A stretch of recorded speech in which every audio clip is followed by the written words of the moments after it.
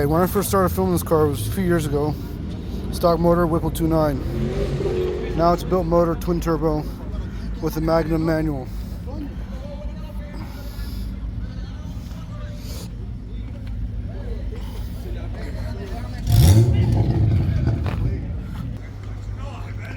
This is this car's first time out. It's a 10-speed Whipple 3.0.